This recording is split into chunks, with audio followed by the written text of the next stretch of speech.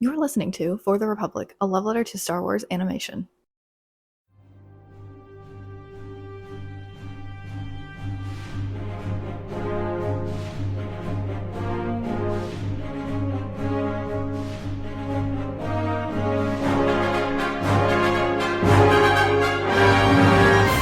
Hello there. Hello everyone, and welcome back to For the Republic, a love letter to Star Wars animation. We are here to continue on with our Acolyte recaps. We're here to talk about the 5th episode titled Night. Very on brand. Last week was day, this week was night, and it sure did get dark, that's for certain. I don't think any of us are emotionally recovered, but we are not alone. We have the full crew here, and we are joined by a very special guest. You may know her from Collider. You may know her from Rotten Tomatoes. You may know her from several other different outlets. Maggie Lovitt is joining us here today. How are you doing? I am doing fantastic. I'm so excited to be on this episode tonight. Thank you. Don was in contact just to peel back the curtain. And a couple weeks ago, you were like, yeah, I think the week of episode 5 will work great. I might have picked on purpose. I don't know. It's a good one.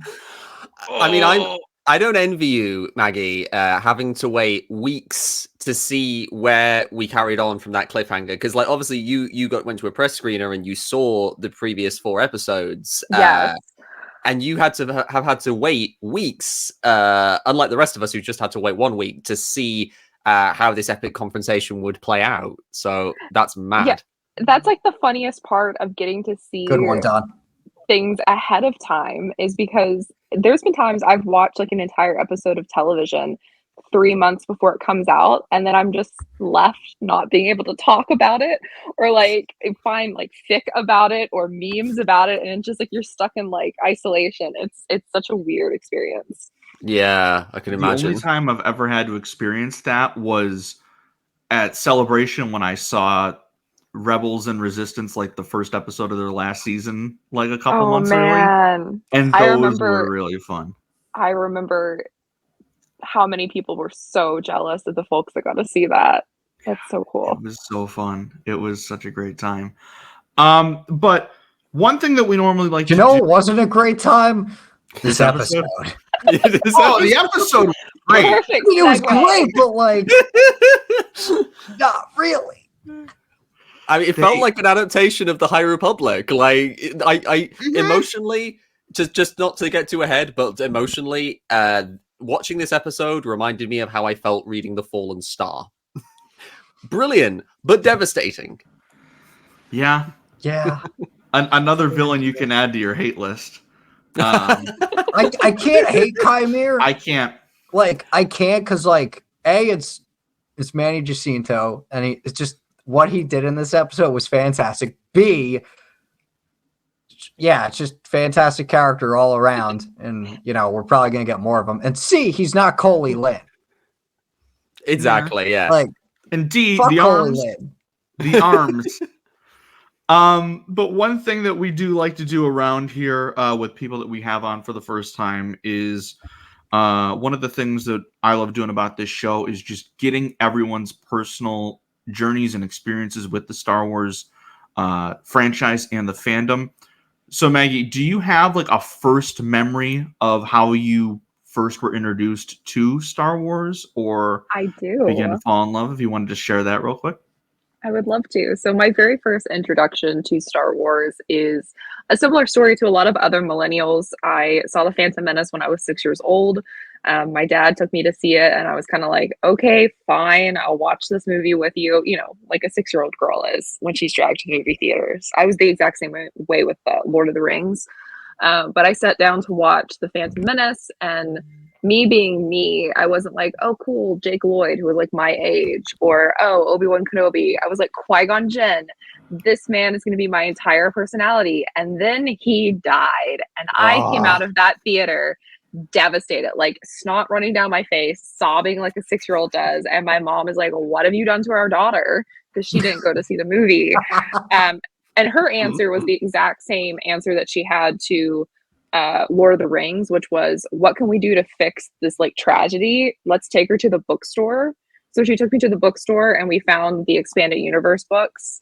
my mom kind of knew that there was like books that were associated to that universe because she was very invested in Star Trek, which had a very similar thing where there was like tons of Star Trek books. So she's like, there has to be Star Wars books. She took me to that. And from there on, I was like immersed in the expanded universe. And that's really where I lived throughout the prequel era. Like Attack of the Clones, Revenge of the Sith. I think I wore out my VHS for Revenge of the Sith when I got that. I loved those movies so much, but my real like investment was with the expanded universe. Jason and Jana were like my entire personality. I ended up becoming friends with this group of kids my age that were also really big into the expanded universe, and we would like trade reading lists, and we would braid Padawan braids into each other's hairs, and we would come up with our own Star Wars characters and like pretend at camp and stuff. So like that's my Star Wars origin story. I love that. That's delightful. This is the first one I think we've had that was like very EU focused, which is it's great to see that, and it's great to see different perspectives.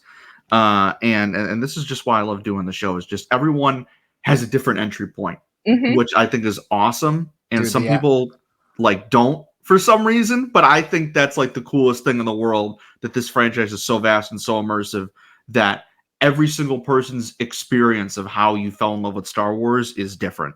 It may have similar like things like, oh, it was this movie or it was this or something, but the stories are all different, which I really love. And there were definitely some Legends things that made their way. Well, I guess they were already canon, but were made their way into canon in the biggest way in this episode. Oh, yes. Yeah, which, I thought we were told that they hate Legends, but like, dude, it was wiped out. Remember, April 26th, 2014. Like, it's totally not going to be pulled from in any way. Can I just say, go ahead. Yes.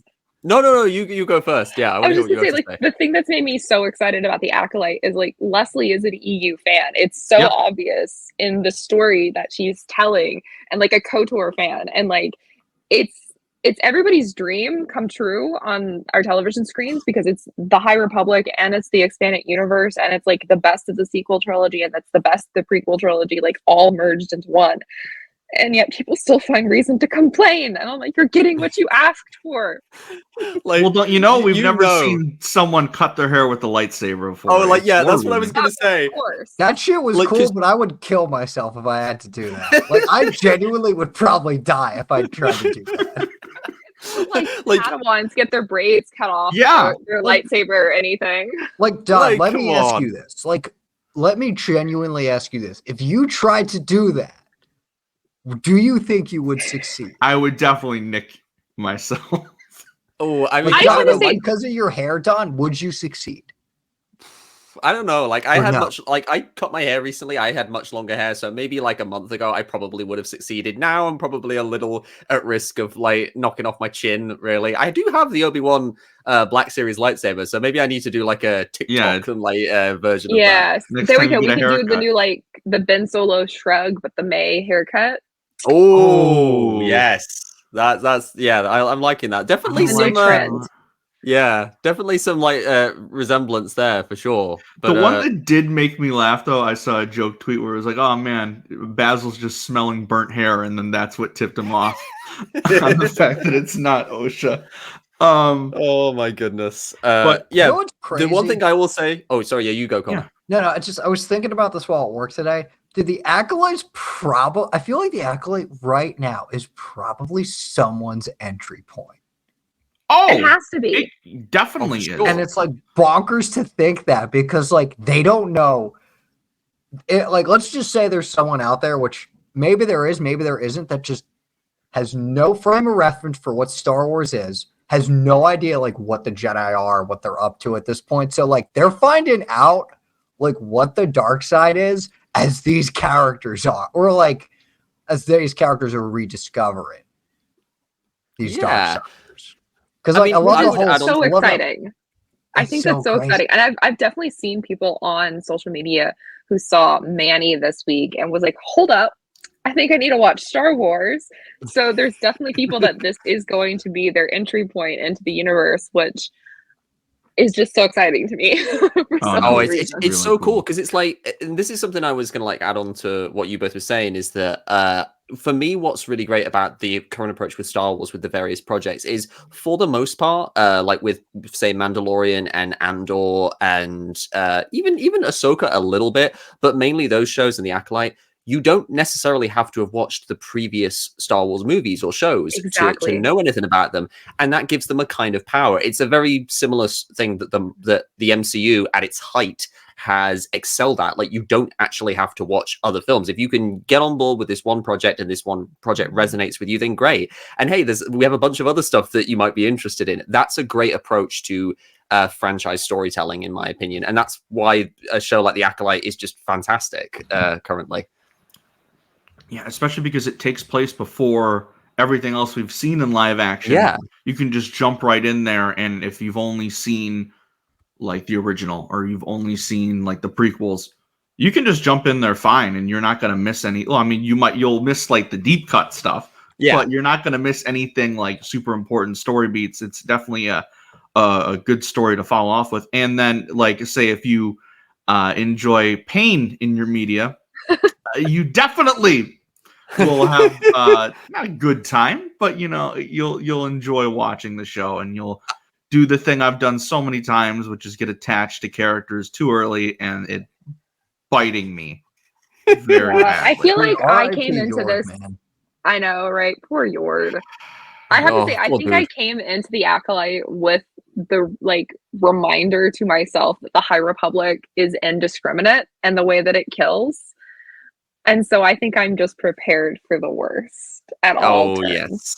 Yes. Yeah. Because we've all read at least phase 1 of High Republic, so we know going into this, if this is a true adaptation of the High Republic, we all knew we were going to get dead Jedi, and that we would get some shocking plot turns.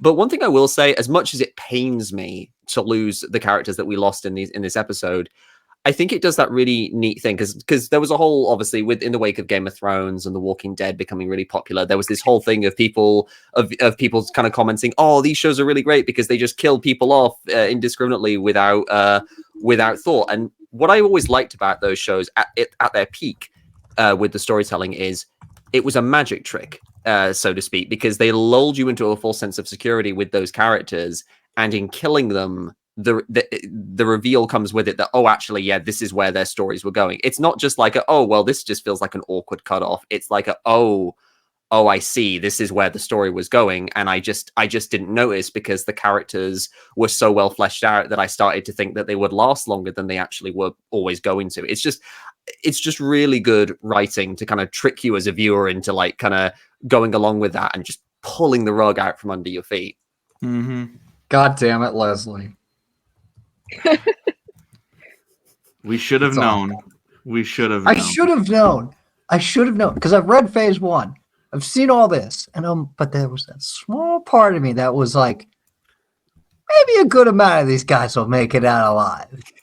Well, I was like several others were naive enough to think that the nameless Jedi characters were going to be the only ones that we lost in this episode, because I know everyone thought they were the red shirts.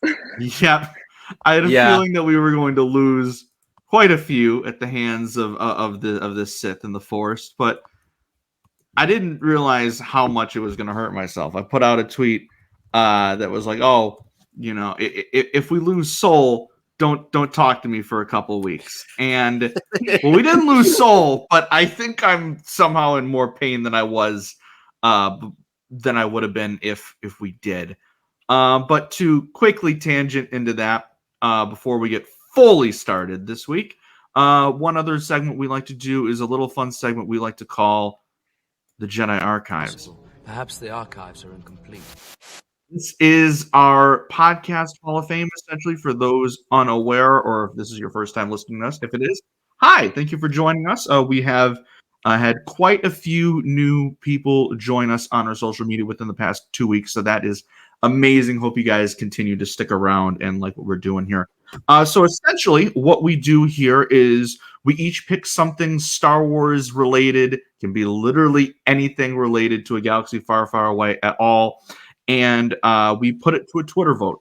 So at the end, once this episode is uploaded, we will put out a poll with all 4 nominees this week, and you, the viewers, can decide what goes into our Jedi archives this week.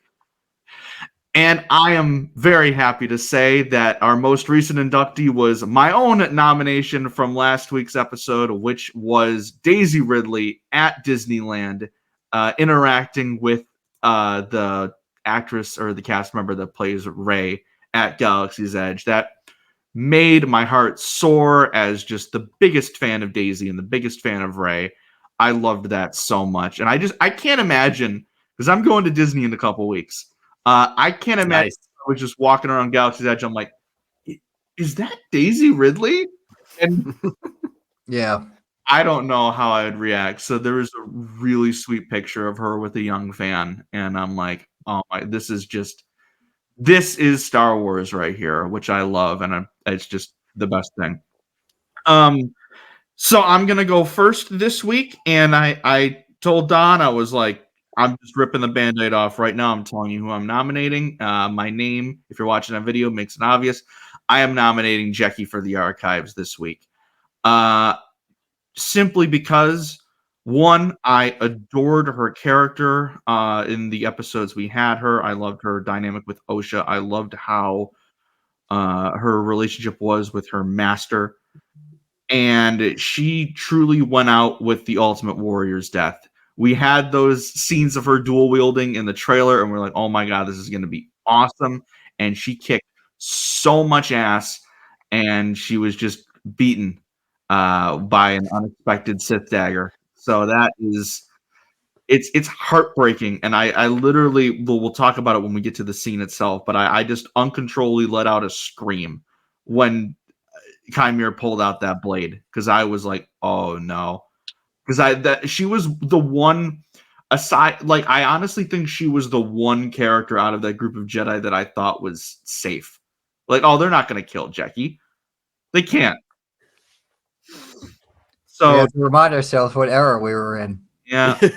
So just as a tribute, and just because I have really enjoyed this character, this one goes out to you, Jecki Jam. Jecki is my nomination for the archives this week.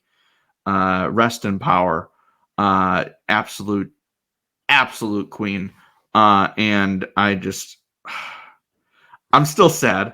I'm still sad about this one. But Maggie, this is your first time on. Do you have something that you'd like to nominate into the archives this week?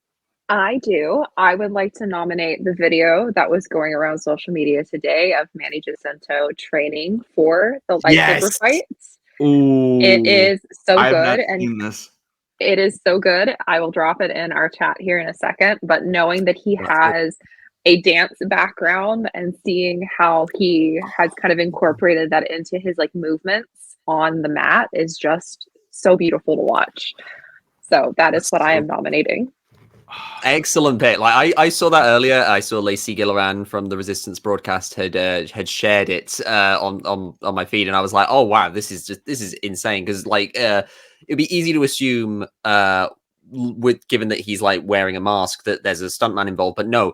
He's pretty much done all of the stunts there, and like that's what I think is just so incredible. Like the fluidity of his movements, the choreography is amazing. Like that video alone is just like fantastic. Yeah, I haven't seen that yet, but the one I did see was like, oh, pass the phone to someone untrustworthy, and he passes it to him in the mask.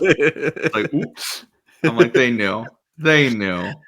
So, Andrew, you know the behind the scenes video of Hayden training with Count Dooku's stuntman for the Dooku Anakin fight? Oh my good! I'm watching. It's on that level now. Insane. This is what I would do after this after the Acolyte is done for some prequel era like bonus feature documentary stuff. This is just so cool. I'm all for this. Don, what do you got this week? Anything good? So I'm very glad that you nominated Jecki this week, Andrew, because I partly was thinking of doing it, but then I saw that you had nominated Jecki, and I'm really glad because I actually have more of a deep cut here. I'm going to continue a trend that Jared started last week when he nominated an EU comic book, and I'm going to nominate the miniseries Jedi Council: Acts of War. Which is a prelude to the Phantom Menace. It is I believe it's a 5-issue series that follows the. It was released in 2000. It ran from 2000 to 2001, and it followed the Jedi Council. It's kind of like an EU version of the Living Force in comic book form, because the entire Jedi Council basically get drafted into a mission to stop this group of warriors, the Yinkori. And the reason I'm nominating it is because the Yinkori in this use cortosis shields, and this story was my introduction to the concept of cortosis. And I remember reading this as a 12-year-old, like back in around 2006, because I read this around the time that the Star Wars films had ended, and I was sort of like just delving into the EU a little more. And I remember reading this and thinking, this is really cool. There's no way they'd ever put something like cortosis in the movies. How would they even make that work? And then immediately watching this episode, the minute that the stranger in dueling those Jedi puts that bracer up and shorts out the saber, I gasped and I went, "Oh my god, is that cortosis? Have they put cortosis in this?" And it was just like, what an awesome way to like invoke that concept, like bring that idea into the into live action. And I just loved the way that it was done, like how the different effects that happened upon the metal, like his mask or the bracer would glow depending on the blade he was striking. You'd have the different colored sparks going off, and it was really well incorporated into the choreography. So yeah, and also this is just a really cool book.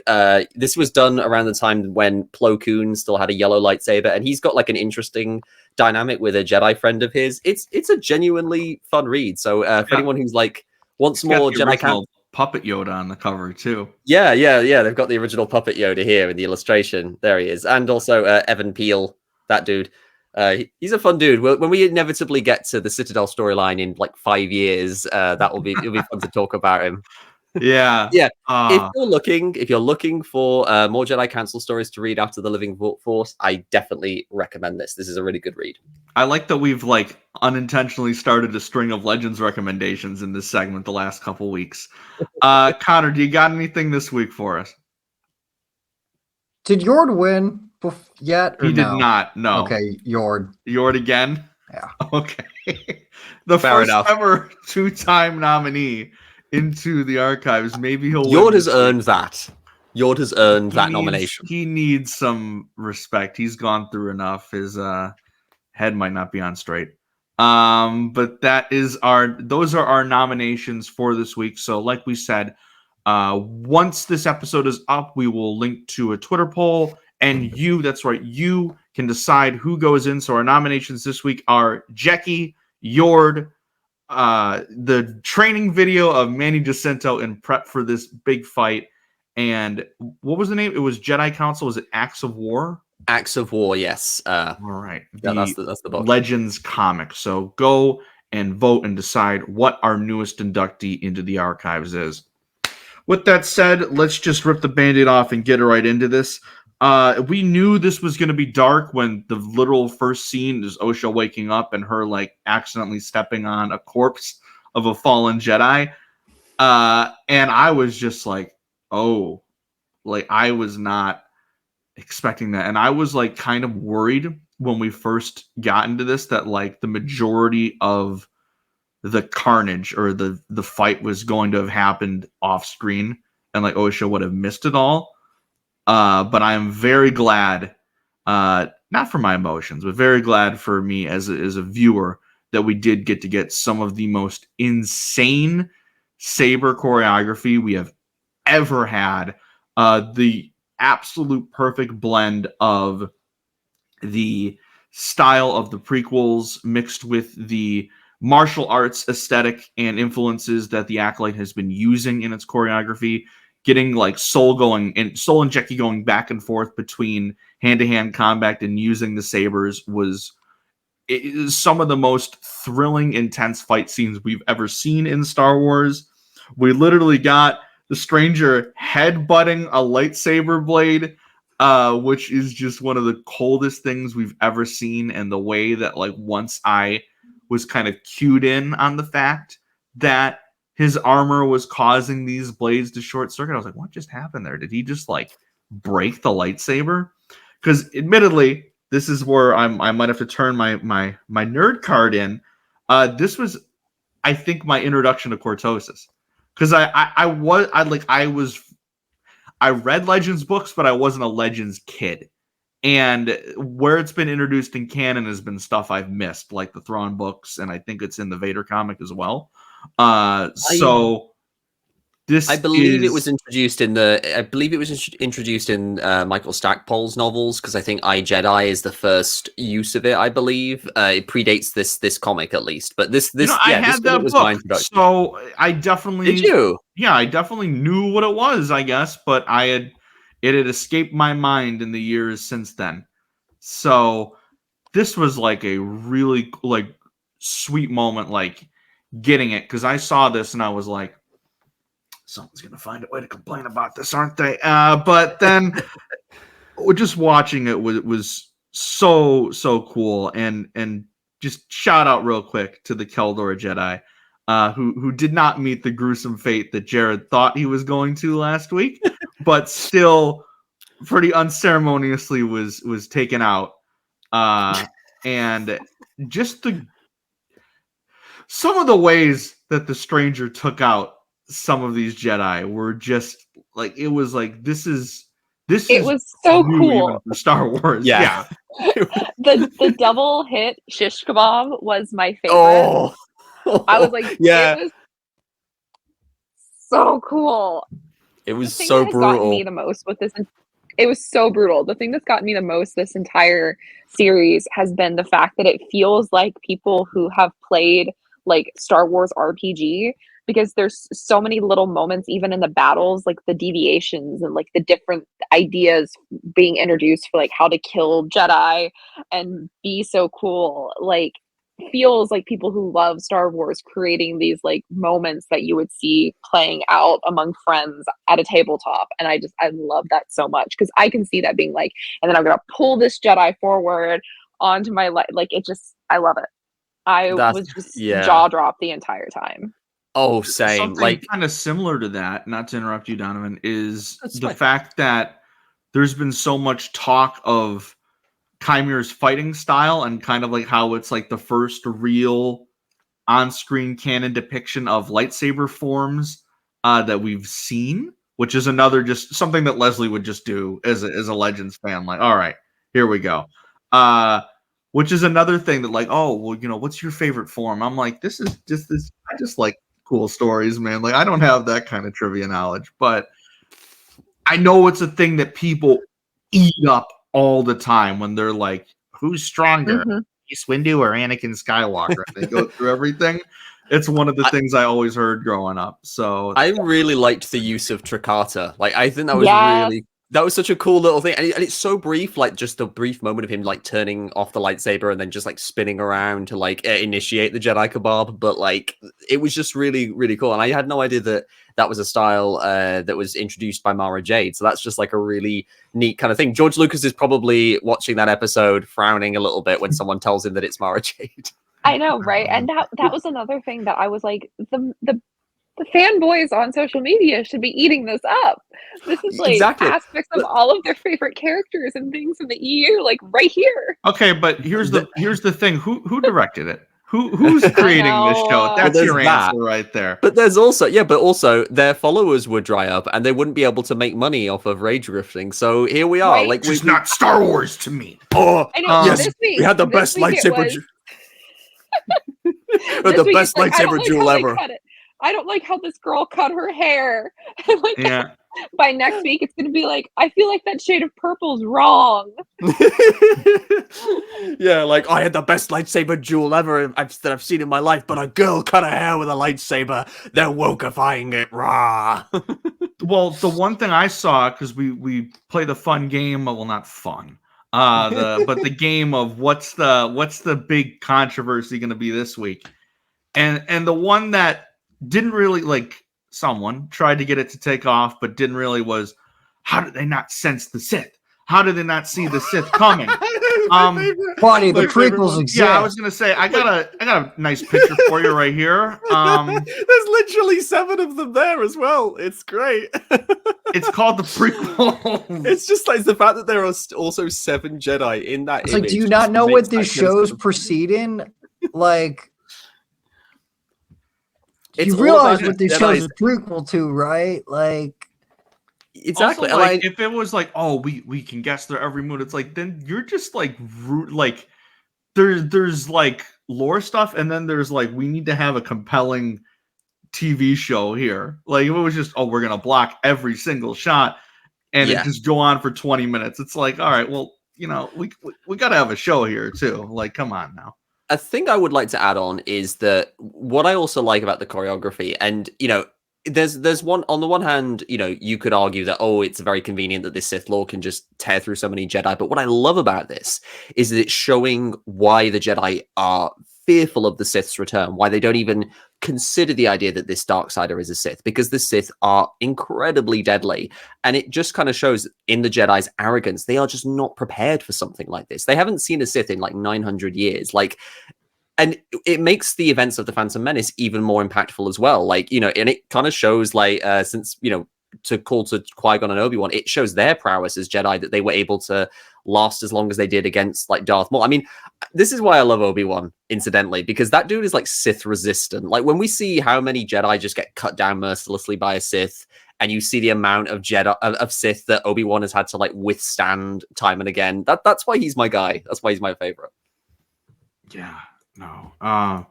When we get to see Qimir start fighting named characters, and our first, like, we see him drop a couple of really cold lines before he even unmasks. And we get the great line of, what master hides his face from his pupil? And Stranger just goes, you tell me. And it's just like, oh, he's twisting the knife right there. What happened on Brenda? Hashtag what happened on Brenda? Come on. What did you do? I cannot wait to find out. It's killing me. And here's the It's thing. killing me just like Jecki and Yord. No! No. Too soon? Oh no! Yeah. Oh no! bit. Too soon was the interaction that you had with Thingy on Twitter. Like, there's a I can't believe I've forgotten his name. Oh, I feel so bad. Tommy Stella. Sorry. Yeah, that's it. Oh, Tommy. I love Tommy. Please, listeners, I implore you, if you have Twitter, go and read this interaction with Maggie and Tommy Stella. It is hilariously ruthless talking about this episode, like to the point where I had to like add on like a gif at the end of like Jennifer Lawrence in the Hot Ones video going, I feel like I'm gonna die. Oh my god. So good. And Tommy has honestly been such a great source of entertainment. His meme game has been on point. Dude always comes to play with the memes. It's great. His twist off bottle top Yord. That was the very first thing I saw when I opened Twitter after watching the episode. Damn, it's just that so and cold. the what was it? The Bop It, Twist It. Bop It, Twist It. Oh my goodness! Oh, it says a lot about how emotionally all over the place we are as like a fandom, that we're using that kind of dark humor to cope with the grief of losing Jedi like this. But hey, you know, we're all High Republic fans. We're used to this kind of crap when it comes to Jedi being killed off in a shock fashion. Can I just also like to take us back to the duel? I really, if we're talking horror bits, I really liked the bit where the stranger is advancing on Yord and Osha like shoots him with the like little stun gun thing, and it does nothing, and he just turns around menacingly. That's just like perfect horror movie moment. I love it. Mm-hmm. Especially because we see the stun gun work twice in the rest of the episode, so it just shows just how strong this master is, to where it just doesn't even affect him. And I don't, is that maybe might be an element of the armor, or if it's just, he's just that strong in the Force that simple blaster stuns are not going to work on this guy. It's just crazy. And again, this is when like some of the things, like before we got the true unmasking and we just start seeing the arm, I'm like, this dude's jacked. And little did we know that would evolve into just the newest great form of this fandom, which is like Darth teeth, more like Darth arms. At this point. It's like, oh, we got to change this guy's name to Darth Bicep. I'm like, yep. I cannot tell Yes, we you the do. amount of times in my feed earlier today, I have seen that one shot of him like grappling with Yord, and his bicep is just like flexed perfectly. It's great. Don't get me started. I'm gonna get too excited on air. It's a great time. While this is all going on, Yord kind of takes Osha away to like get back to the ship, and we just see him fighting with the like, oh, we have to. I gotta stay by the rules, and it's like the one time this man breaks away from the code of the Jedi and the strict sort of prequel to the dogmatic era of the Jedi that we see in the prequel trilogy. The one time he does it, he don't want to talk about it. I don't want to talk about it. But also, while this is going on, we catch up with Mae, still in Kelnaka's hut, and as she gets out of there, she's just immediately, Jecki just goes right at her. And this was one of the coldest moments of the entire episode for me, just seeing them just throw hands. Shout out Daphne Keane for her fighting in this series. It's just insane. She's also had a couple of like training videos go around social media the last couple days. And I think we all knew that from some of the things we'd seen in the trailer of her also having Kelnaka's saber, that this was going to be like her episode to shine. And oh boy, was it. I love how she just sees the saber like you took, like just absolutely disgusted that Mae would, in her eyes, kill Kelnaka and then take his saber. She needs a Kyber crystal to bleed, to be fair. Like, if we're doing like High Republic concepts, I'm sure we're going to see that represented in the show at some point. Can't wait to see people act like they've never seen that before and get mad about it. Oh, and it's going to be the coolest thing as well. Like, I've someone who's read Darth Vader, Charles Soule's Darth Vader comics, that is one of the coolest like panels in the whole thing. But to stay on topic with like Jecki and Mae's fight, it was a really intense fight. The choreography was really good. My favorite bit was like the struggle when like Jecki is trying to like clamp on the binders to Mae, and she's just like she's still continuing ahead with, oh, you're under arrest for the murder of like Master Kelnaka, Master Torbin. It was a really cool fight, and I remember thinking, like, oh wow, she's holding her own here, and it just shows her skill essentially that she's able to essentially incapacitate Mae when other Jedi had previously failed. Like Master Indara didn't manage to incapacitate her, even though Mae did win by trying to kill the bartender. Indara couldn't quite take her down. Jecki did, and she didn't even have to draw her lightsaber. It was just a really cool fight. I really liked it. Really intense. Yeah. Any thoughts on this, Maggie? Like this little moment between Mae and Jecki before things really started to hit the fan? I love this moment so much because I think the thing that I really liked with where Mae was kind of like teetering between these two episodes, between day and night, is like she wants to turn herself in, then she wants to run away, and it's so fun that you have like Jecki literally like knock her off course. Yeah, because she's trying to once again like escape from it, but she can't escape from what she's done. And I think that was like a really fun kind of like illusion that was playing out there, and it was such a great fight too, because even though Mae has so much more power, now that we've seen the witches episode on Brindok, we know that she's like so powerful, but she's still just using like her little battle stars basically to fight. And I think it's very fun to see the two dynamics once again, like bringing a knife to a lightsaber fight. And then like as soon as the stranger shows back up and he just slices away the binders on Mae's hands, and you could learn a lot from this Padawan. Oh, well, no, that comes later, actually, because I think that's like when there's like that creepy chase scene and it keeps cutting to his helmet going, coward. Oh, like that's so yeah. That was so jarring. But the scene you were talking about is like really intense. Like it's one of the most intense scenes of the whole episode. Like just the way he just comes running into the shot as the camera pans over is so creepy. Like we talked about it last episode. There's a lot of like, you know, new generation horror movie in this kind of guy. You know, he moves so intensely, so quickly compared to Vader's very kind of like methodical kind of like fighting style, and it's just so great to see that kind of intensity.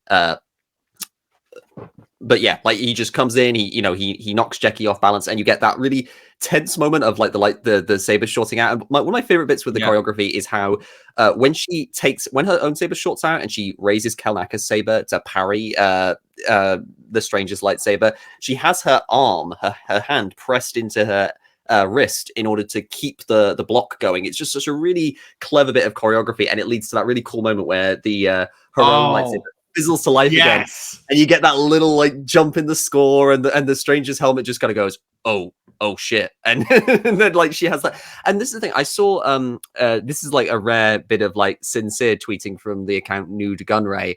I really liked what they said about how, you know, she doesn't spend the whole fight in dread, Jecki. She almost kind of is like eager to fight. She takes to the fighting really well. She's not scared of this Sith, and it does somewhat end up being her downfall that she's so willing to like jump into the fray. But it makes her more admirable to me as a Jedi, that she's like much akin to Obi-Wan. She's not scared of this guy. She's not unwilling to like throw down. And that whole sequence with the two sabers. I mean, like, okay, I love the prequels. It always bothered me in Attack of the Clones that the two saber bit with Anakin and Dooku lasts so briefly that it's just like 5 seconds and then the saber's gone.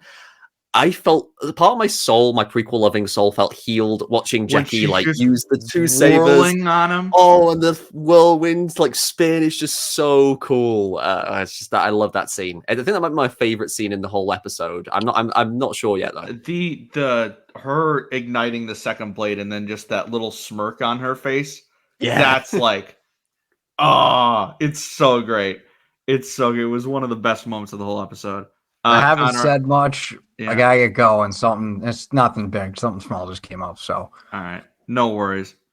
We'll see ya. Have fun, everybody. Yeah, we'll therapy this episode. Oh no! It was good to see you again. You as well. All right, I'll see you guys. Bye. See you, dude. See you, dude. All right, so and thank you. Then there were 3. And there were 3, like in the episode. Yeah. Life imitating art. Yeah, so since Conor can't do his socials, just you can follow him at Dappa Banana on Twitter, at CommonJFO on Instagram. And yeah, we will continue on without him by talking about the pain.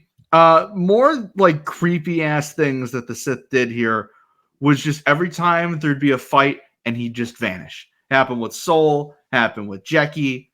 And it's just the super, almost like supernatural element of it all that we see. And I didn't make the connection until Mae, like looking back on the second episode when Mae kind of did the same thing. Like she threw the smoke down and then like disappeared. It's like maybe taking some influences from her master there. But again, it was like kind of jarring to me. Like the whole time I was like, okay, because last week you and Jared Don were talking about how Mae turned against Qimir, and is this going to be like a permanent switch to the light? And I wasn't buying it the whole time. So I was like really expecting every single time Mae was on screen with the master for her to just like bend the knee again and like fully commit herself. Because when she was fighting Jecki, I was like, if you're going to turn yourself in, like, why don't you just be like, hold on, I didn't do it. Like, this isn't me. I can help you take down the master. And Jecki might not have bought it, but like she could have at least like tried to prevent this. I mean, for me, it was very kind of like she isn't even thinking about that anymore. She just wants to get away purely because her master is here, and she doesn't believe these Jedi can protect her.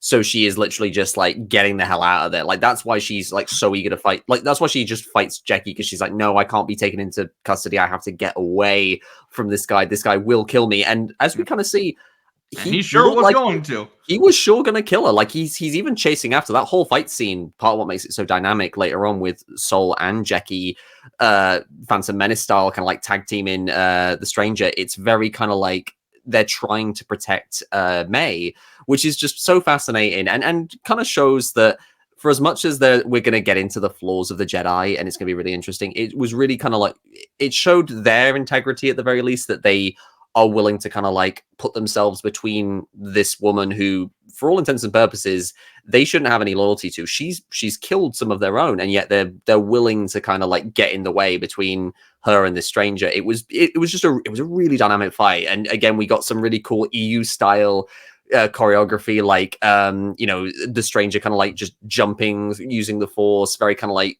Tarkovsky Clone Wars, and then you had that awesome moment where Jecki just like jumps over, does the forced leap, and just like brings the saber down on his saber. It was a really, really awesome fight. Like I was just at this point, I was just like, this is so cool. This is what I wanted out of like saber choreography. Ever since they revived Star Wars, I've wanted more prequel era saber fighting, and we got it with this episode. Like I'm so satisfied in that respect. It's a small element of like happiness amid all of the emotional devastation. So very High Republic. Should we get to the devastation? So High Republic. So yeah, then we lose Jecki, and I alluded to the way it happened. She comes back, she just knocks the mask off. I'm like, ooh, what's going on here? But then he like detaches from his other saber, a Shoto blade, and she comes charging at him, and then just boom, and you just instantly see like the 3 holes. And I was just like, oh no. And brutal. it was oh my god, my reaction was I was just stunned, because like I alluded to earlier, I thought out of everyone, maybe even including one of the twins, Jecki might have been the safest out of everyone there.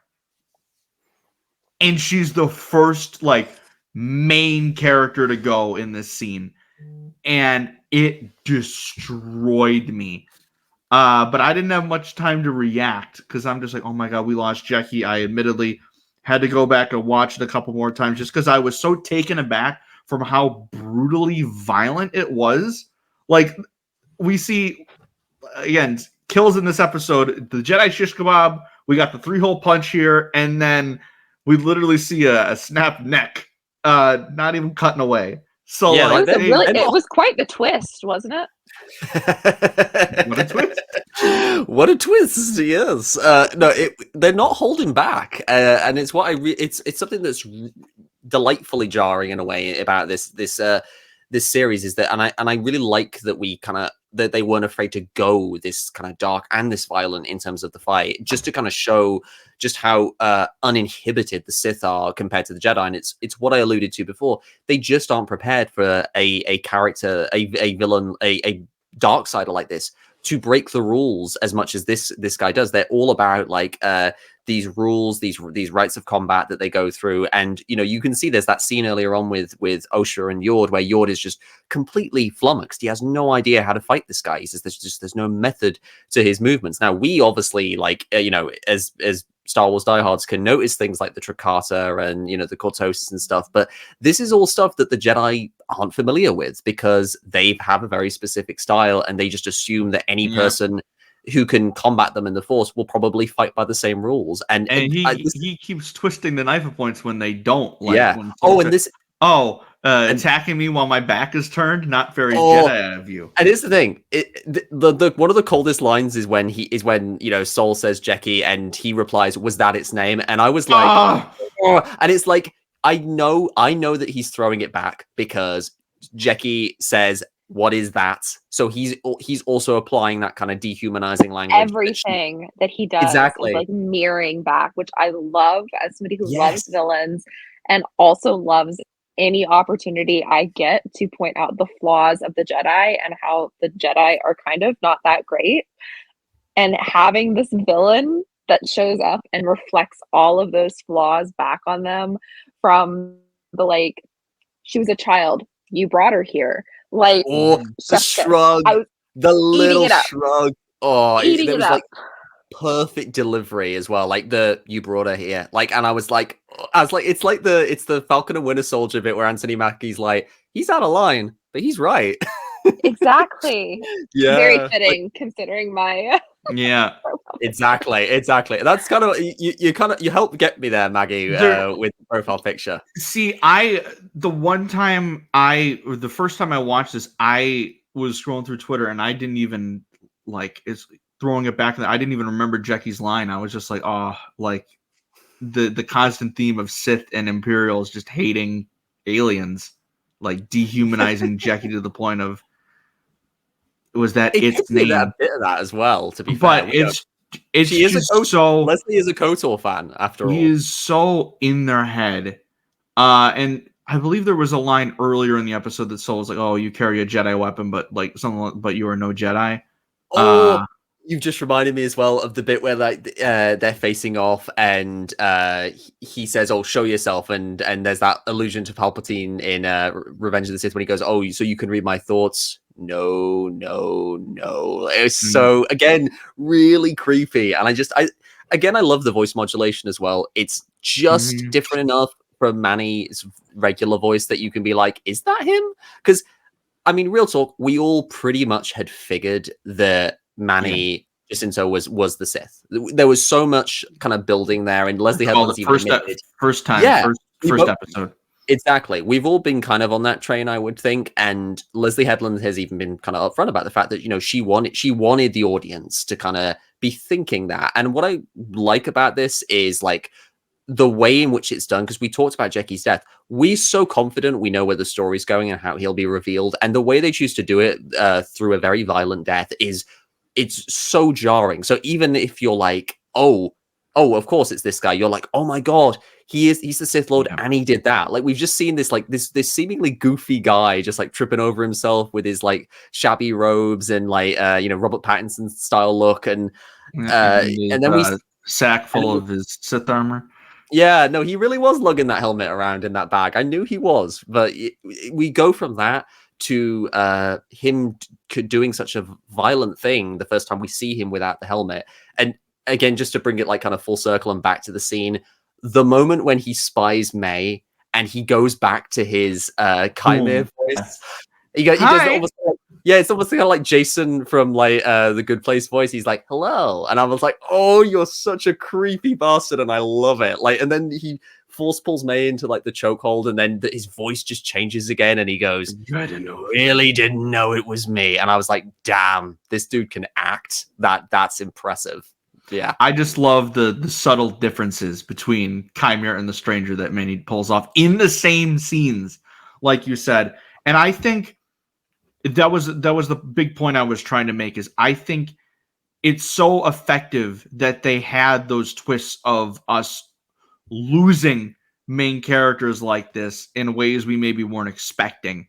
Even going back to last week when we lost Kel Naka without even seeing him put up a fight, to where the two big secrets, quote unquote, we kind of all saw coming, and the marketing didn't do the best job at like pretending that they were big secrets either, with the twins in the first episode when they were just like, hey, first scene, they're twins. And then with Qimir as the Sith, we all kind of like knew, but we were all just like, but maybe it could be this like trying to talk ourselves into like potential other ideas that it could have been.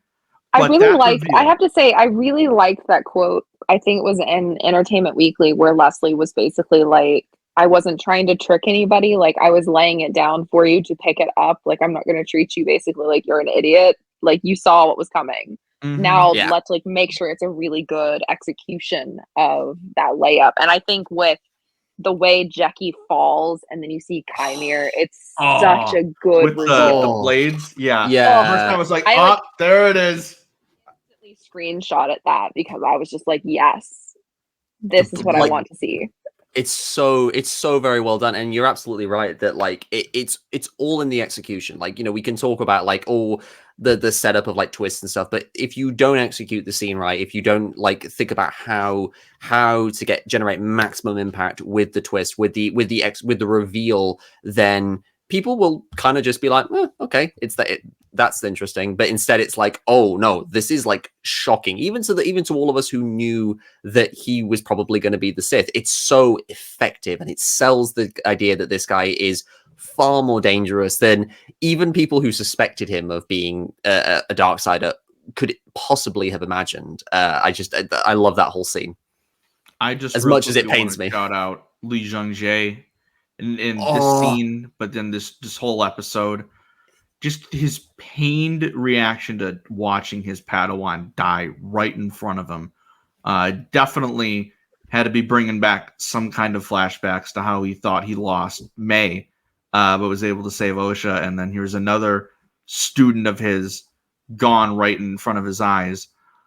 He's been great the whole series. He was great this episode. I love Soul as a character so much, and every single time we think we get closer to revealing more of like what's going on inside, something comes in there. Don, I'm very glad that your Sean Bean prediction from last week didn't end up being true yet, but it is still like, oh, I'm so fascinated. Quite glad it didn't come true as well. It feels quite relevant to do Sean Bean, since we're also starting House of the Dragon. But then we get the name drop, because the whole time we're like, oh, what is this Darksider? And yeah, Soul asks him, what are you? And he just goes, I have no name, but the Jedi like you might call me Sith. And Don, the way my eyes widened, I was like, I wasn't sure if he would use the Sith word, but I just really love it. And I think it's really interesting that Soul doesn't appear that shocked, and he just kind of goes, well, why risk discovery? And it almost makes me wonder if like we will get more tales. I was wearing a helmet. That's the great thing about Qimir is like, I want to hate him so bad, but like he's got like this like menacing factor mixed with like truth telling, mixed with him just like being kind of like funny, which is just like the perfect like Star Wars villain amalgamation. And I just think it works. So it's just so chilling, and it just works so well. But yeah, Qimir was like, oh yeah, you might call me Sith. And then Soul was like, but Kaidi Mundi told me that the Sith has been extinct for millennia. So I guess they were extinct then, huh? It's I love it when that dude's always right about everything. He can't possibly be wrong. Because I love it when people just treat everything said on screen as just like, this is the truth, when we know that the character is supposed to be wrong. Palpatine just spontaneously decided to be all Sithy all on his own. I'm a Sith now. Yep. Yeah. But again, this scene was so great, and people are like, this has been the contention of debate this week, because there are a couple moments in the episode where the score kind of like includes elements of Kylo Ren's theme. And of course, the Stranger's helmet is very Knights of Ren-esque. I unintentionally was wearing a Knights of Ren shirt today, kind of very nice theme for it. So it's like, people are like, is he actually a Sith? Could he be a Knights of Ren? Because he says, you might call me a Sith. But then the Entertainment Weekly article, like, they were kind of like, oh yeah, no, he's a Sith Lord. And I think Manny Jacinto referred to him as one. So it's like, this is the like, I think it could be both. I think he might be a Sith, but he might like sect off into becoming like what could eventually become Knights of Ren. Because either way, I feel like everything that we're seeing here with Qimir, it's not gonna, like, the lineage of the Sith, it's not going to go into what we know with like Plagueis and Palpatine. Like, I don't think like Qimir is going to be the new canon master of Darth Plagueis or anything like that. This is the thing, because I have been on like my theory. I still think this theory has legs, that Qimir is an apprentice, that he is looking for an apprentice to take down his own master. And I was kind of thinking, that's probably going to be a bit shaky. And then I remembered that David Harewood has been apparently been cast in the show. And we haven't seen anything from him yet. It could just be another Matt Smith situation where it's either like inaccurate reporting, or it's like he just didn't make the cut. But I kind of wonder if maybe we will see David Harewood appear at the tail end of the season, because let's be real, I do think there's going to be some dark side involvement in #what happened on Brendock, but it's not going to be Qimir. Qimir was too young at the time. I doubt he ages like slower than a regular human, so he would have been probably a child, similar to Mae. That would be so like kind of funny though, just like just like manipulating things in the background. But I think what's going to happen is we're going to find out that he has a master, that master perhaps influenced the fighting somewhat, perhaps on Brendock. I do think there's some Darksider involvement. It might just have been a cool Easter egg. The Vader designed door was just kind of felt like a clue to me. And Mae did seem kind of under the influence of someone when she was holding the torch. And I kind of feel like Mae's so delightfully complex, and I'm interested to see where her story is going. I don't think she started that fire. I think they're building to so many different things with there, because I have my theory for where I think Mae and Osha are gonna end up at the end of the series, and it's quite wild in terms of like where I think they're gonna go. There was that quick line when Osha and Yord are in the forest where it's like, oh, he's in my head. It's like, my mother used to be able to do that, or the witches used to be able to do that. So it's like, I definitely think there is some connection between Qimir and the Brendock witches, which I've been saying for weeks now. And I do think that he is the apprentice, just because of things he's saying. Just like, oh, I need a student, an acolyte, referring to Mae, and then just discarding that. Because it's like, if you were the master, like you wouldn't need to worry about this. But if you're the apprentice, you're looking for a student to potentially, like you said, overthrow the master. So there's so much at play here, because it's like, oh, if it was an acolyte, she would just be, wouldn't she also just be an Sith, apprentice, like a full-fledged like Sith apprentice? Yeah. So either way, but again, there's so many layers in this scene of it's like, oh, I can't exist because of the Jedi, because of your rules. I just want to live freely to use my power the way I wish. And it's like very like he's making sense, but he's also deeply rooted in that dark side philosophy of, oh, I just want to do whatever I want with no consequence. Yes. But we have seen, and Alex Damon brought this up in his review, it's like we've seen now the Jedi showed up on Brendock to kind of like show these, or tell these witches like, hey, stop doing that thing with the Force. Like, even though like we have like no concrete proof that they were like a full-fledged dark side group that used the Force there. And then this with the Sith, obviously, like they've been extinct or thought to be extinct for 900 years at this point and change. So while they're living in the shadows, like, oh, the Jedi caused this. And now it's like, oh, now I have to kill every single one of you that have seen my face. And I just, there's so many like great lines from Qimir in this scene. And I don't know. I can't get over it. So your overall thoughts, Maggie, on this reveal, on Qimir's, all the lines, all of the way of getting in Soul's head, the way he interacted with Mae. What are you thinking at this point watching the episode? I was losing my mind. I love a good villain. It's kind of my entire brand as a person. So I loved the reveal. I saw it coming. The first 4 episodes, I knew, I felt like that was what the reveal was going to be. I talked myself out of it a little bit last week when I rewatched the episode, but it was obviously not a red herring. But I'm really excited to see where things are going to go. And I have to say, the thing from this episode that I'm the most excited about is the scene at the end when he finds Osha. As somebody who loves enemies to lovers vibes, I'm picking up on that. I'm picking up on the things that I picked up with The Force Awakens with Reylo, I'm sensing things. I'm very excited to see what fandom can make of that, because ETL vibes are my lifeblood. That is what I've existed on since I was like first introduced to the concepts of like Buffy on Buffy the Vampire Slayer as a kid. So I'm very excited to see if something might come from that. That whole little moment was where It's very possible. I was like, because there's already been stuff that like has like laid that out. Like there's that moment on Allega where he's like, "Oh, you look just like her," and the way that he like, gets so close and like bites his lip, I was just like, "Okay, what am I picking up very here?" intimate. And I was going to mention that, yeah.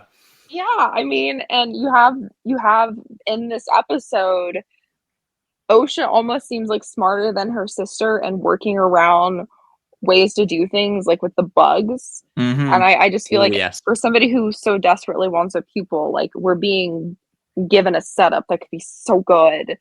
But you know, I have been burnt out by Star Wars in the past, so we shall see.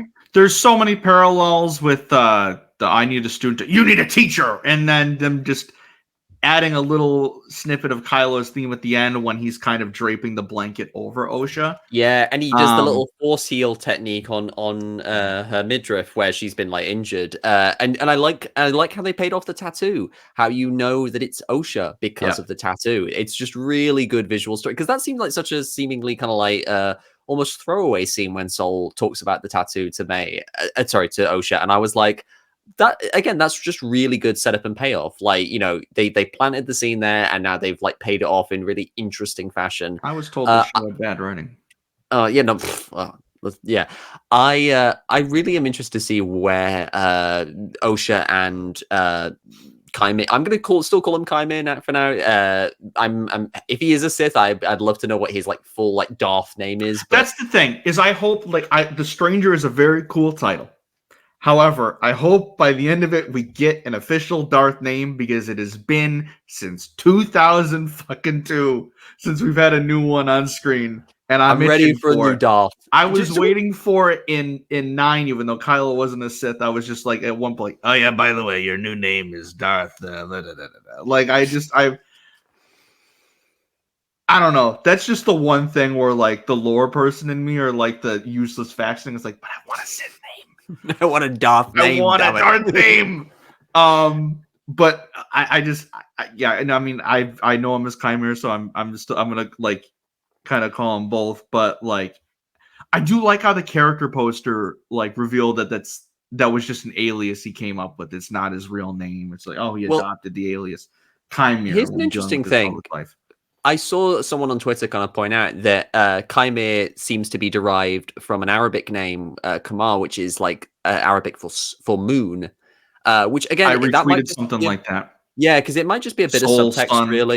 Yeah, and it might just kind of be there as like symbolism, maybe, to like show how these are the two kind of like prime influences currently in Osha's life. How she had Sol as a master, and now she's effectively gonna be stuck with Qimir, but essentially who's probably gonna spill the beans to her about like, oh, exactly what the Jedi did without any of the kind of like context that Sol might provide. But I'm very interested to see where this is going between the two. I was genuinely kind of like up in the air about like, I don't know where this could go now, and it's just so interesting because the whole script has been flipped on its head. This is probably a good time for me to say, I was kind of thinking that there was the potential for Mae and Osha to trade places not literally necessarily, so that was a nice surprise, but to trade places in terms of ideology, because we have this whole thing of like how Mae is very determined to like say, oh, they've brainwashed you. And we got the Anakin illusion line. They've turned you against me. And you've done that. Like, it was a very Obi-Wan Anakin kind of interaction here. But like, the difference this time is that we don't necessarily know the whole story, and it's really interesting to kind of watch, because there is a tragedy to the kind of like both of them, and to a degree an element of selfishness with like both of them. They both have dark side tendencies in that sense. They have like they're more concerned with like the self necessarily than they are with like others, and it's really interesting to play out because you don't notice it with Osha as much at first. you notice it with Mae in the prior episode because, and even now, like she struggles to see Osha fully as a person with her own wants and needs. She's just like, no, I want you to just choose me this time. Please choose me. And it's a wrenching scene because like Amanda Stenberg plays that role really well, where you genuinely feel for Mae, that she does genuinely love her sister, but she tragically has thrown in with the dark side and cannot perceive her sister's own wants and wants and needs. You kill people. Are we not gonna forget about that? And but then you can also reflect. You can also, sorry, just I will just finish my point. Sorry, you can also reflect that back on Osha, because Osha likewise. If you like, I rewatched the third episode, and she is quite callous towards Mae as well, and it does kind of like again show how we are like mirroring and the whole light and dark thing and the different tendencies back at each other, and it's so beautifully reflected in these twins and how, despite seemingly having contrasting viewpoints, they actually aren't all that dissimilar in terms of how they behave towards one another. They are so alike, and yet they refuse to fully see the other's perspective. And like it's so very Anakin coded of having Mae get consumed by the dark side out of her love for her sister, and having that form into this deep-seated need for revenge. And then, as we like last week, it's like, oh well, she's alive now, so she's like, oh, I don't need to do this anymore. And now, like she's still not there yet. She's still consumed by the darkness in a way. And when Osha's not on board, we see her just be, all right, well, nope, guess I'm back to the original plan then. And having her knock out her sister, she was like, oh, you were always bad at the blocking. And then have her take the place of Osha and kind of swap clothes there, which I was like, all right, is that the route they're going when she pulls the saber out and chops the hair, which is apparently lore breaking or something. And then and then we got the lovely bit of choir music, just to kind of show that she's almost kind of reaching a different stage of her journey. And it's just, I'm really interested because, I mean, currently I think Mae could very well also be in for a change of heart in terms of how she views the Jedi. And it would, again, if we're talking about mirroring, wouldn't it be really fascinating to wind up at an endpoint where Mae has kind of come to understand the Jedi in a different light, whereas Osha becomes fully disillusioned and winds up at the place Mae was at the start? It would be perfect kind of cyclical storytelling that we could potentially, by the end of the season, wind up essentially with them both symbolically back on that bridge, both a divide between them in terms of morality. One is joined to the light, one is joined to the dark. I'm really fascinated to see what her plan is with infiltrating the Jedi, if it's to complete her journey and basically kill one of them without a weapon, or if she is just surrounding herself. Because my personal theory is I think she's doing it more as a form of protection. She knows her master won't forgive her, so she wants to hide within the Jedi's ranks potentially, and because she knows her master, even though he can kill so many Jedi, he won't risk going to Coruscant and confronting her there, because killing like 7 Jedi is one thing. Having to deal with like the Jedi Council would probably be a whole other story, really. I think it's possible. I do think that her intentions right now are to kill Sol. I don't know if she's going to follow through on that, but the fact that she takes the lightsaber, which was that Yord's saber, or was that just a yellow saber that was lost in the carnage? Oh, it was Yord's. I think it was Yord's. Yeah, because like I'm pretty sure he was the only dude with a yellow saber, which funnily, yeah. Like okay, since you mentioned Yord, we should probably cover. Well, yeah, I was just about to say, like, they're having Daphne Keene in the show. I mean, you had to have a Logan thing, so I was going to say if it ends up the way we lose Sol ends up being a very Logan coded. He thinks he's talking to Osha, and then Mae ignites the saber, like how X-24 did with Xavier and Logan. I would die a little bit. Chilling scene, incidentally. I gotta rewatch that movie. But yeah, like we said, we jump forward a bit to go back to Yord. Again, I want to talk like how Osha, like you can just tell that like even though Yord's got this front about him, the fact that he cares enough for Osha so much to like abandon all of his principles and go back to help Mae, because of Osha, and then him just grabbing the helmet with the Force and just going down and breaking his arm, Qimir's arm gauntlet with the. That was a neat move. Cool. And then that was just, a neat move. Him looking and Qimir blocking him, going, "You?" And it's like surprised. Boom, neck snap. Chilling. And again, shit. It's doing the thing of like letting you think that the the Jedi is getting the upper hand, and then suddenly, nope, not so fast, and you get that like very brutal neck snap. Which again, I'm amazed they put that in the show, but again, it just shows how they don't want to pull punches when it comes to this, and showing just how violent and scary the Sith can be in their methods. And it was a very brutal moment, and it was so sad to see that again cutaway shot to Charlie Barnett on the ground, lifeless. My heart goes out to him. Like the dude knew the whole time. That was it must have just been so like I can't imagine. He was probably like, "Oh no!" Like see the Star Wars Lucasfilm was probably like, "Oh no, what have we done?" Oh no, they'd have been loving it. I think the marketing team. We said this before we went on air. The way the marketing team has played to this with the Jecki branded tissues and sending out the Yord badges, they were like rubbing their hands together, like, oh, they don't know what they're in for. Hats off to the marketing team for that. But that was we genius. did. We knew it was a High Republic show, and we willfully ignored it. We willfully were ignorant. And we're like, oh, no, we're not going to lose any main characters. It's Star Wars. Because we've been spoiled lately with the Bad Batch, where we were all like, Hunter's going to die, Crosshair's going to die, Wrecker's going to die. And then we managed to get out of there with no real lasting pain, to my just ever gratitude. Thank you so much for that. That's tech erasure. Okay, well, this season... This season of the Bad Batch.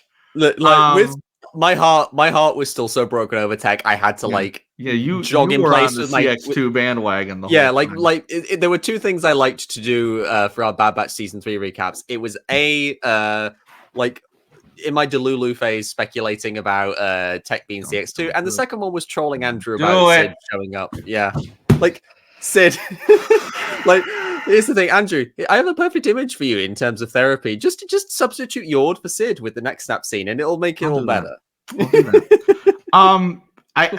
Funny enough, going back to the Bad Batch things, I'm just glad that after 2 projects in a row of weeks of who's under the mask discourse that led to nothing, that we finally have who's under the mask discourse that led to something, and it wasn't just some random dude.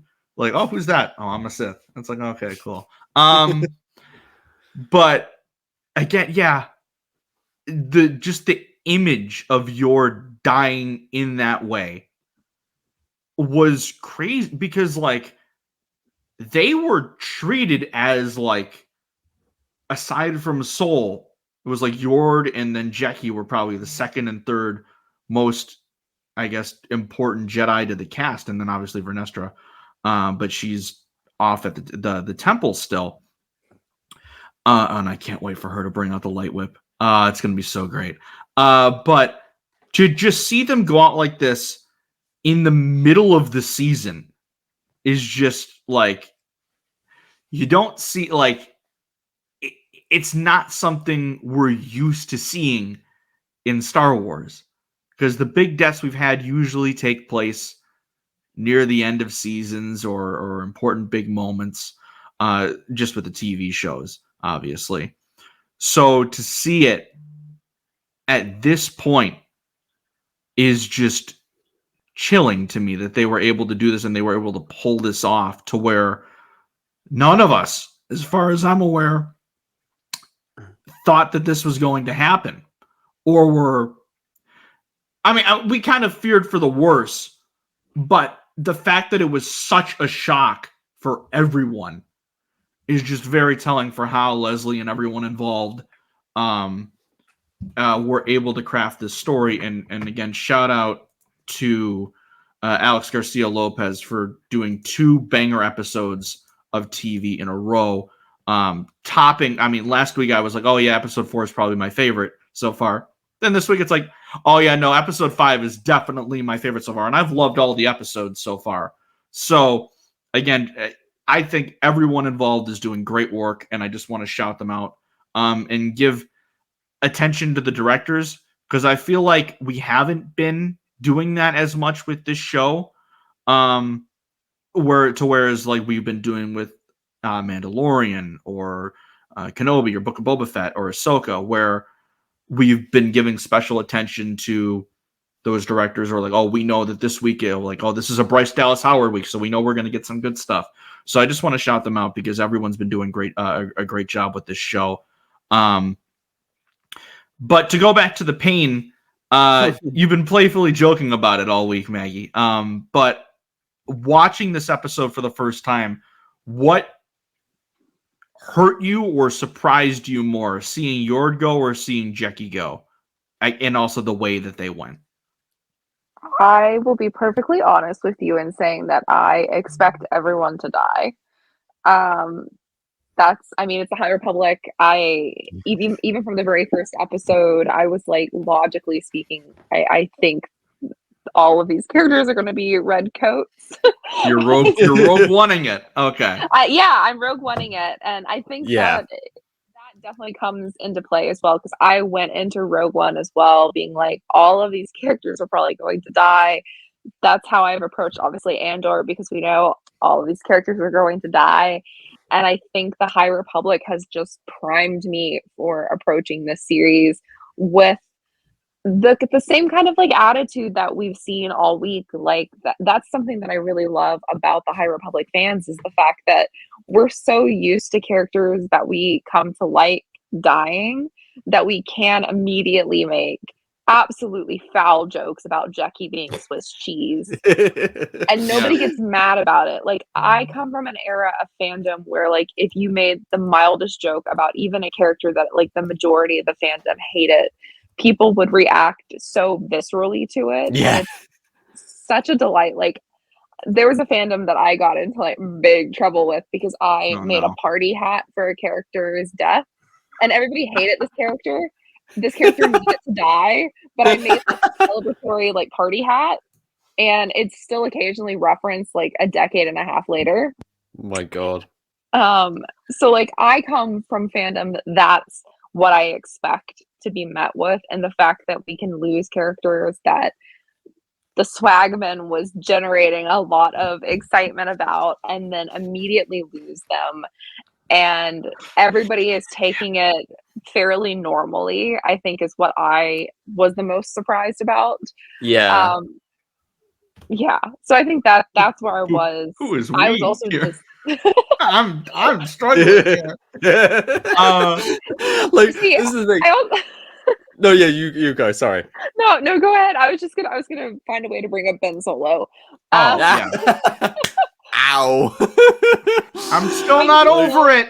That put me through such deep, dark depression. Honestly, I almost tweeted Star Wars this week, and I was like, if you're sending out tissues because of a character that's been on our screens collectively all of like 4 weeks, I'm going to need some like back pay on emotional devastation from the loss of Ben Solo. I was so... This is my thing to kind of hop on what you said there, is like Lucasfilm, it's been 5 years. Well, I guess this is more a Hasbro thing than a Lucasfilm thing, but it's still related. It's been 5 years. Where's my Ben Solo Black Series figure? Like, come on. We still don't have that. We still don't have the Rey with the saber. Helmet. We do get a Stranger helmet, which is sick, and I might get it. And this is the thing as well. I love just from the kid perspective here that, you know, any kids that watch this, you know, when they do like play fight and lightsaber moves, there's going to be the one kid who wants to be the Sith now, so he can do all the arm blocking and say, "I've got a cortosis band." It just is. I just love the thought of that, because it's like now I'm picturing like a 7-year-old like fake like striking someone out and be like, "Was that its name?" I'm like, "Oh lightsaber, no!" Like fake lightsaber dagger, yeah, like that kind of thing. I'll add on very briefly with the Rise of Skywalker talk. I don't want to rag on the movie too much, but I will say that I was so crushed after my initial viewing of it that it went to the places that it did, that I went and wrote a whole fan script for episode 10. Well, a fan premise for episode 10 that basically brought Ben Solo back to life and said, "Oh, hey, that was everyone. I've been living." That was everyone. The amount of like, I mean, here's how Ben Solo can come back through the world between worlds articles I read in after 2019, Ahsoka. Why not? 2020. I wrote one, so I can't do a whole talk. thing. Bring him back through the world between worlds. Have him live life as a Ronin, like he wants to make up for all of his the stuff he did as Kylo Ren, and then you have him meet Rey years later. Maybe in New Jedi Order movie 2. I don't want to like cruelly just tease anyone with the possibilities. I here, remember but, yeah. like going back off of how violently upset a lot of people were about Kylo. That I had to like get off Twitter for like a week, because if you remember, like when the movie or the premiere happened and like the stuff leaked before the premiere, people were just like openly tweeting about it beforehand. So I was like, I need to not do this because I did not want the movie ruined for me. The first tweet review I read of The Rise of Skywalker was J.J. Abrams straight to jail, and that was very much to this day, my favorite review of that is the one critic who was like, it's like if you told somebody that you loved potato salad and then for the rest of your life they just shoved potato salad into your eyeballs. Yeah, kids like Return of the Jedi, right? About that.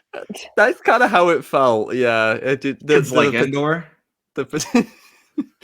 Kids like Palpatine. Kids like don't like the prequels, I guess. I will never forget because of Jar Jar Skeleton. I'll never forget like a week. I don't know how this turned into a pre-Rise of Skywalker thing, but I'll never forget like a week before Rise of Skywalker came out, J.J. Abrams did an interview, and I don't remember what the outlet was, but he was like, "Oh, who's your favorite Star Wars character?" And the interviewer was like, "Oh, Ahsoka." It's like, "Ahsoka, huh? Well, you might want to watch the movie." So I was like, going into Rise of Skywalker, like, are we gonna get like old woman Ahsoka like show up like on what Pisana? I almost forgot the name of it, and just like have a factor in it. So I'm like, I'm waiting. And then I hear Ashley's voice in the voices, Jedi voices scene. scene. So I'm just like, oh man, JJ, like you made me think it was way more. But then I got to hear Hayden for the first time in years. So I mean, I got one good thing. I got several good things out of it. I don't hate the movie. I just have a lot of problems with it. I mean, Ewan's voice being there just taunted me with the idea of like Rey Kenobi once again. Like Rey Kenobi, my favorite fan theory in the world. Yes. Oh, I was on board that. I was on board with that. But like, okay, just for context, Maggie, for like the Kenobi recaps that we did, I made the joke several times that I swear the developers who did that show were secret Rey Kenobi fans because there were so many parallels with Rey and Obi-Wan in that show, and I just was like, oh, if only that had happened. It was still cool parallels, but goddamn, yeah. In answer to what you're saying, Andrew, in terms of why we started talking about Rise of Skywalker, it's because it's a therapy episode. We're all going through collective therapy. We're like, oh, I haven't been this sad since Ben Solo. Bring it back to Kylo though. When we talked about the scene with Osha and Mae, as we're back into that plot wise, I think people have wanted this concept of one character's good, one character's bad, and they swap allegiances for a while. Because I remember all the way back to the lead up to TLJ, when a lot of people were like, oh, what if by the end of this movie, Kylo is on the light and Rey has turned to the dark side? So people have been theorizing about this concept for a while. Yeah. So I think if we get it with the set of twins, it would be really intriguing. This is where I have to put on my constructive criticism hat, because the one scene in this episode, I really liked this scene with Osha and Mae.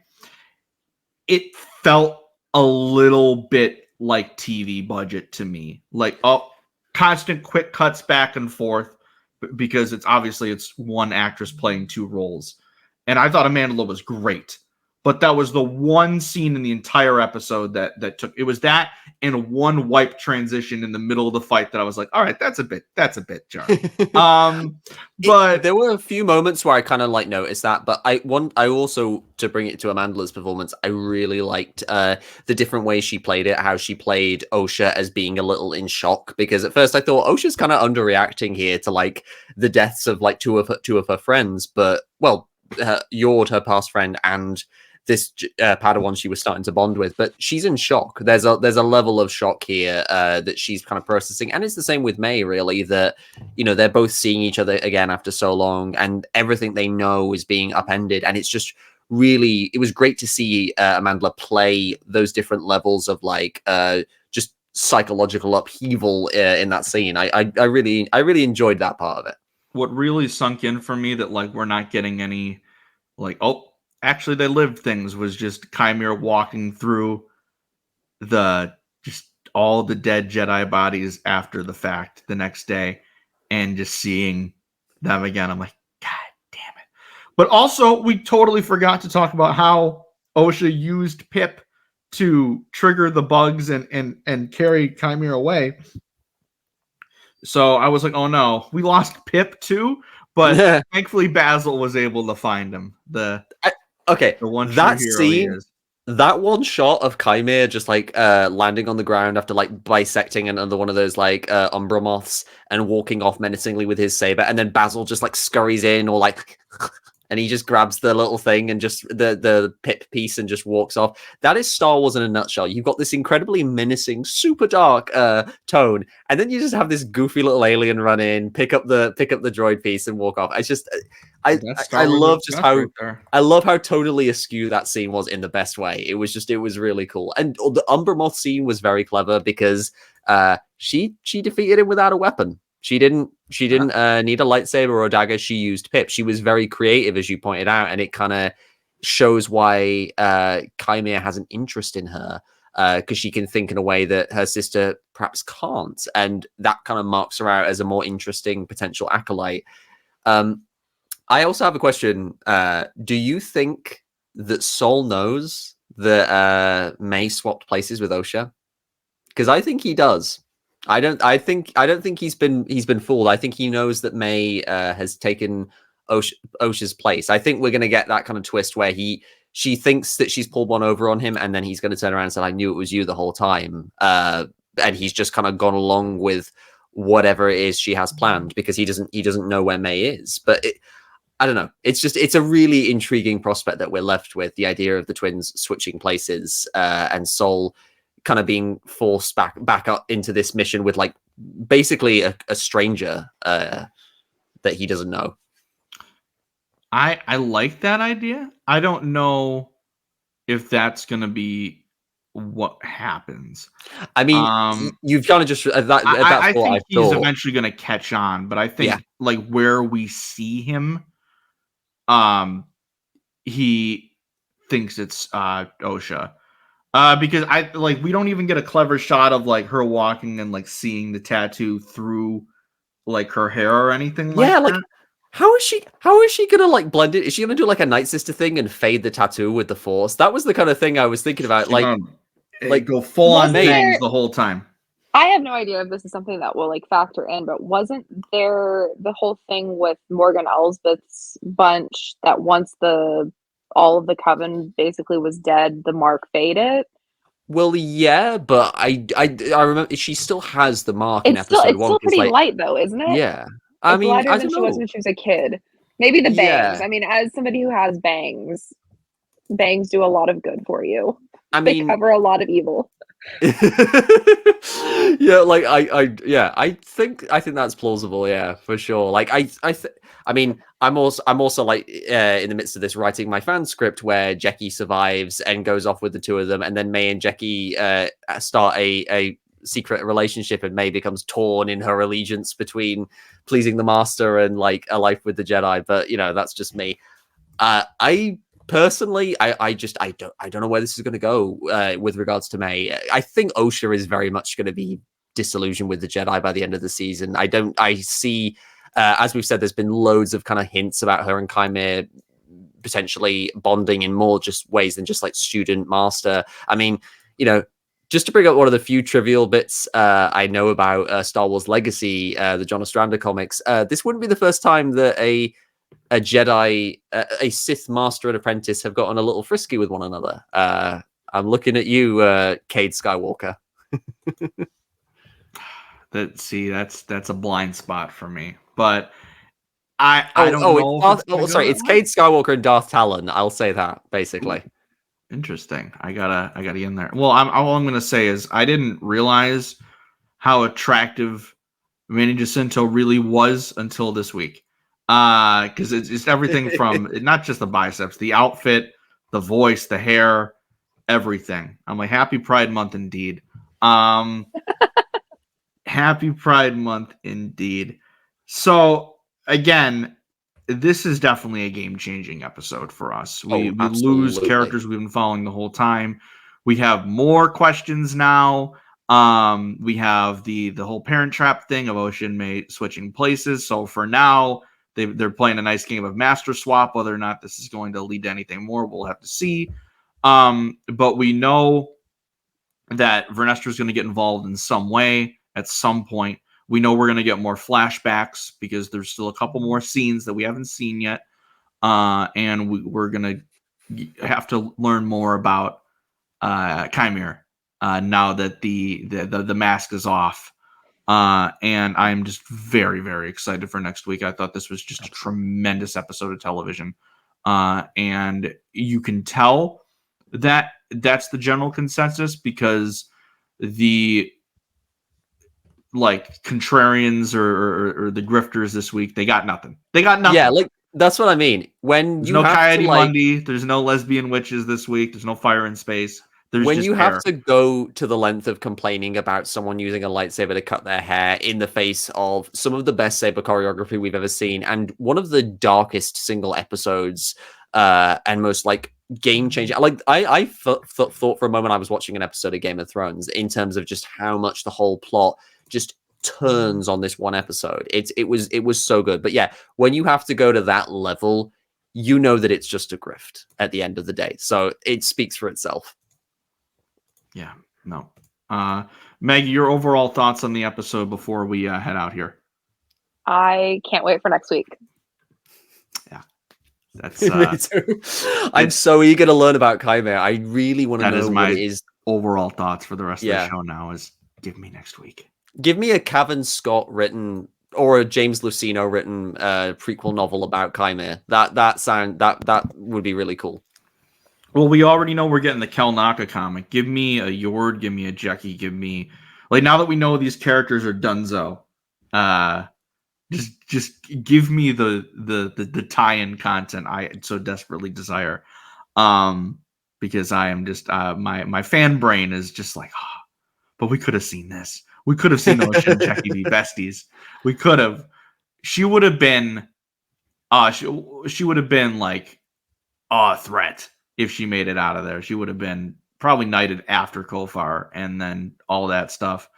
It's just I love this show. I'm tired of pretending that it's not a great series so far. I mean, we've been very open about the fact that we've all really enjoyed it so far, but it's just for all of the discourse and craziness and drama and the highs and the very lows that we've seen just this week on the internet in this community. Oh yeah. It's glad that we've all collectively had a day or two, because we're recording this on Thursday night right now, to just be like, damn, that was good Star Wars. And damn, that was a really good episode of TV. Because this is just, it's an episode I'm always going to go back to. Because my concern with a lot of these shows, just me personally, this has been my issue with a lot of the Disney Plus shows, Marvel, Star Wars, what have you, is I like most of them a lot in the moment, and then my desire to revisit them goes away the more time has passed. It's been the case with most of the MCU shows for me. It's been the case for shows I really liked as I first saw them. the Acolyte has that very Andor feel to it, to where that's probably not going to be the case for me. Because I'm just hooked, and the fact it's all new characters and all new stuff. I love this show, and this episode was awesome, and I can't wait for more. And I'm now fully expecting more pain. Will I react normally to it though? Saying that, no, never not. It's like Rogue One, like it's like, oh yeah.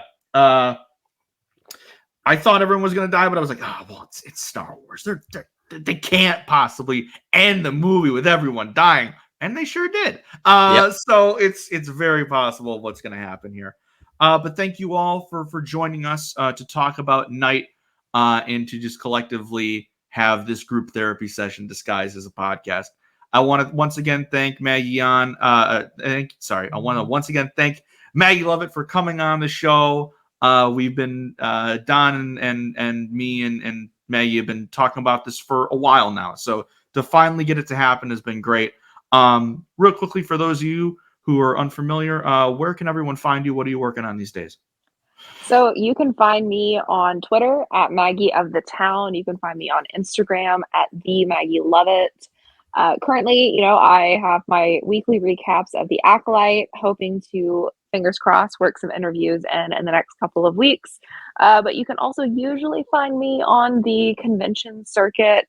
Collider has been working as a media partner with Fan Expo, which has been really great. I don't know what our next one is going to be, but we will be at some for the remaining months this year. Very excited about that because that has allowed me to talk to a whole bunch of really cool Star Wars talent like Cameron Monaghan and Amanda Sfondi and Diana Liana Santo. So it's been really fun. Cool. So that's awesome. Donovan, as for yourself, where can everyone find you? So you can find me on Twitter at Donovan Mead, where I will gradually, over the course of the week, be unpacking the rest of my grief and also like elatedness at some of this episode. You can also find me on TikTok at Donovan McComish, Instagram at Donovan_McComish, Threads, I have the same handle, Donovan_McComish, and Blue Sky at DonovanMcComish.bsky.social. I'm also a question writer for Star Wars in a Galaxy Epic Confrontations, where we pit various Star Wars like podcasters and internet personalities head to head in trivia matches. We've got a really impressive back catalog of stuff that's happened. If you love like trivia matches in Star Wars, then yeah, definitely come check us out. I'm also a writer and executive producer on SWEF, or Star Wars Editor Fiction. The website is down currently, but we're working on getting it back up. Essentially, we all kind of like myself, Andrew, Conor, Amy, and a bunch of other people who've met on the Star Wars Editor Discord. We publish, we work to write and publish a series of fan-made stories that all are loosely connected, and we try and stay within what's canon to the Star Wars timeline. But just like the Acolyte, we like to take a few elements of Legends and kind of work them into our own stories. I have written one story so far that came out in June of 2022. It is called Scars of War, and it takes place 5 years after Revenge of the Sith, where a clone trooper called Blister, who fled the Empire in the wake of Order 66, finds his relatively peaceful life on the Outer Rim world of Kivo disturbed by the arrival of a Jedi survivor named Shar Kun, who is the niece of Plo Koon in Legends. And it's all about them basically unpacking their shared trauma over that incident. So if you like Star Wars and pain, definitely give it a read. It was a lot of fun to write. As for myself, you can find me retweeting GIFs of Qimir on Twitter at Starlight Andrew, also Instagram, TikTok, same username. You can follow the podcast on Twitter at For the Repub Pod and Instagram and TikTok at For the Republic Pod for further updates on the show when they come out. Spotify, Apple Podcasts, YouTube, For the Republic Podcast. Look us up and support us where you can. We will be slowly catching up on, we've been saying this past couple weeks now, but we'll be slowly catching up on what we missed in May because we had to take the month off. So we are going to talk about Barriss Offee at some point. We're going to at some point. So when we have weeks where it's less hectic, we're going to try and get an episode out there. And then also for what I'm working on, you can find me at the starlightjournal.blog. I'm going to start this weekend working on my mid-year article for my favorite movies I've seen so far this year, and I want to write about Inside Out 2 at some point this week because I saw it and I really liked it. So hope you guys enjoyed this episode. We will be back next week to talk about the 6th episode of The Acolyte, and hopefully this will not be another group therapy session, but who are we kidding? It will be. Until next time, for Light and Life, and may the Force be with you. Always.